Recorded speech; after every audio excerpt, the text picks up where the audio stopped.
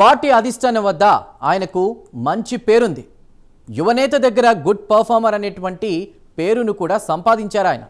రాజకీయంగా క్లిష్టమైన కడపలో పార్టీ జెండా ఎగరడంలోనూ కీ రోల్ ప్లే చేశారు. అతని కష్టాన్ని గుర్తించిన అధిష్టానం ఆయనకు కీలక పదవులను కట్టబెట్టిందట. కానీ ఇవేవి ఆయనకు సంతృప్తిని ఇవ్వట్లేదట.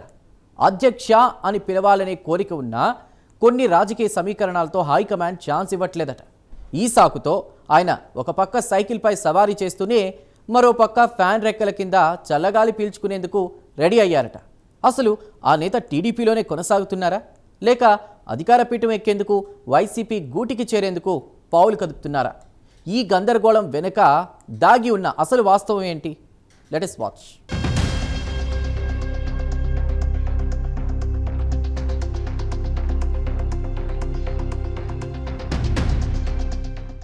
కడప జిల్లా రాజకీయాల్లో మాస్ అండ్ క్లాస్ లీడర్ రెడ్డప్పగారి శ్రీనివాసరెడ్డి.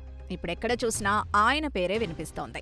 దశాబ్దాలుగా పసుపు జెండాను భుజాన మోసిన నేత ఇప్పుడు సొంత పార్టీలోనే అపరిచితుడిగా మారుతున్నారనే అనుమానాలు వ్యక్తమవుతున్నాయి. అధికార పార్టీలో ఉన్న ప్రతిపక్షంతో సీక్రెట్ గా రిలేషన్ మెయింటైన్ చేస్తున్నారనే ఆరోపణలు వినిపిస్తున్నాయి. పవన్ పై అనుచిత వ్యాఖ్యలు, సొంత ఎమ్మెల్యే ప్రోటోకాల్ని బేఖాతరు చేస్తూ అధికారులు ఆయనకిచ్చే అసాధారణ ప్రాధాన్యత, పార్టీ కార్యక్రమాలకు ఆయన చూపిస్తున్న చీటింగ్ వెరసి కడప రాజకీయాల్లో ఇప్పుడు శ్రీనివాసరెడ్డి వ్యవహారం ఒక పెద్ద చిచ్చు పెట్టింది.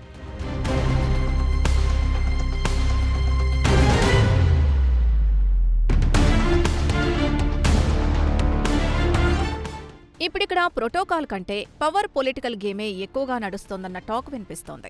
అధికారికంగా ఆయనకున్నది కేవలం రీజనల్ కోఆర్డినేటర్ పదవి మాత్రమే.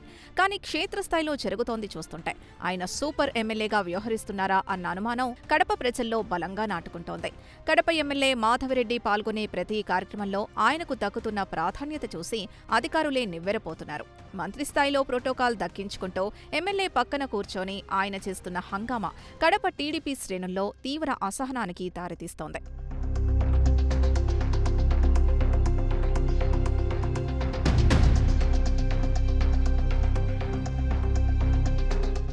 అసలు ఈ అధికారులకు ఉన్నంత భయం ఎమ్మెల్యే మాధవిరెడ్డికి లేకపోవడం వెనక ఉన్న మర్మమేంటి?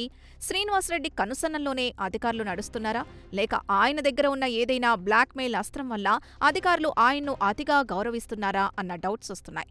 పార్టీని కాదని సొంత ఎజెండాతో తిరిగే వ్యక్తికి ఇంతటి ప్రాధాన్యత ఇవ్వడంపై టీడీపీ కార్యకర్తలు బాహాటంగానే విమర్శిస్తున్నారు. ఇది కేవలం ప్రోటోకాల్ వివాదం కాదు, కడప టీడీపీ పునాదుల్ని కదుపుతున్న అంతర్గత కుమ్ములాట అని రాజకీయ పరిశీలకులు విశ్లేషిస్తున్నారు.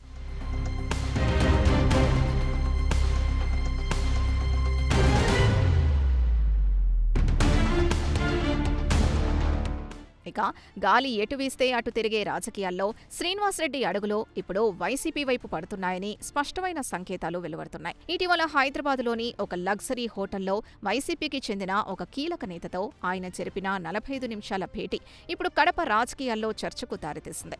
ఆ గదిలో ఏం మాట్లాడుకున్నారు, భవిష్యత్తు కార్యాచరణ ఏంటి అనేది బయటకు తెలియకపోయినా శ్రీనివాసరెడ్డి కదలికలు మాత్రం అనుమానాస్పదంగా ఉన్నాయి. వేంపల్లి లీడర్లతో పాటు తిరుపతి వైసీపీ పెద్దలతో ఆయన టచ్లో ఉన్నారనే సమాచారం ఇప్పుడు టీడీపీ అధిష్టానాన్ని కూడా అప్రమత్తం చేస్తోంది.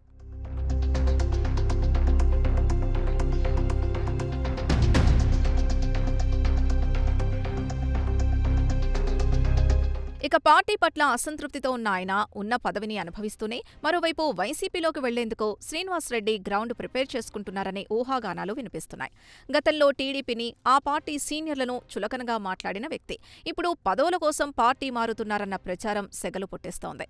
వైసీపీ అధినేత జగన్ తన గడప దాటి బయటకొచ్చిన శ్రీనివాసరెడ్డికి ఏ మేరకు అవకాశం ఇస్తారన్నది ఆసక్తికరంగా మారింది. ఒకవేళ ఆయన వైసీపీ కండువా కప్పుకుంటే కడపలో వైసీపీకి కొత్త శక్తి వస్తుందా, లేక ఉన్న క్యాడర్ కూడా చెల్లాచెదరవుతుందా అన్నది ఇంట్రెస్టింగ్ పాయింట్.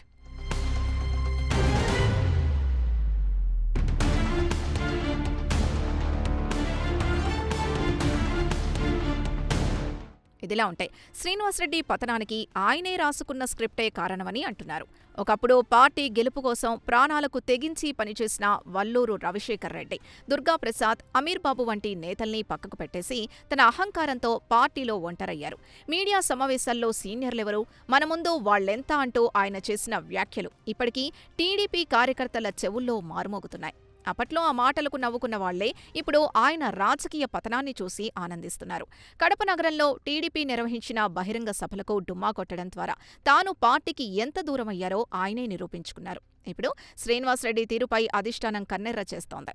ఆయన విషయంలో చంద్రబాబు ఎలాంటి నిర్ణయం తీసుకుంటారో అని తెలుగు తమ్ముళ్లు ఆసక్తిగా ఎదురుచూస్తున్నారు.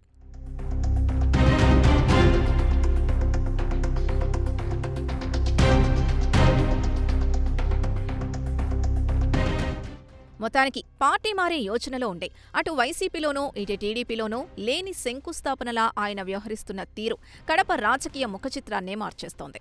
రాజకీయాల్లో వ్యక్తిగత అహంకారం ఎంతటి వినాశనానికి దారితీస్తుందో శ్రీనివాసరెడ్డి ప్రస్థానం చూస్తే ఎవరికైనా అర్థమవుతుంది. మరి కడప ప్రజలు ఆయన్ని నమ్ముతారా లేక మరోసారి పాత నాయకుల్ని ఆదరిస్తారా అనేది వేచి చూడాలి.